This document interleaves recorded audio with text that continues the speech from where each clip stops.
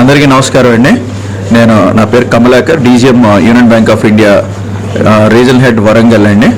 నా వరంగల్ రీజనల్ ఆఫీస్లో దాదాపు 71 బ్రాంచులు ప్లస్ 330 బీసీల ద్వారా వేరియస్ బ్యాంకింగ్ సర్వీసెస్ని అందించడం జరుగుతుంది 7 డిస్ట్రిక్ట్స్లో.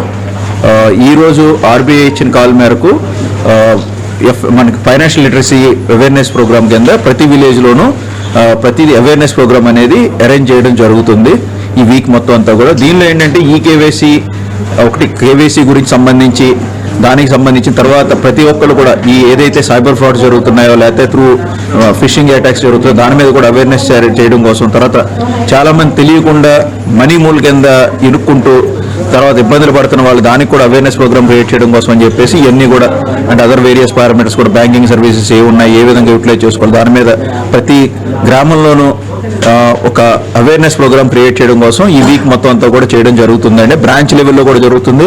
ఇప్పుడు ఇక్కడ మా రీజనల్ ఆఫీస్ ఈ కింద బ్రాంచ్లో ఈరోజు ఇనాగ్రేట్ చేయడం జరిగింది ఈ ప్రోగ్రామ్ని. తర్వాత మిగతా బ్రాంచ్ లెవెల్ అన్నింటిలో కూడా ప్రతి చోటన జరుగుతుంది. ప్రతి బ్యాంకు కూడా దీన్ని చేయడం జరుగుతుంది.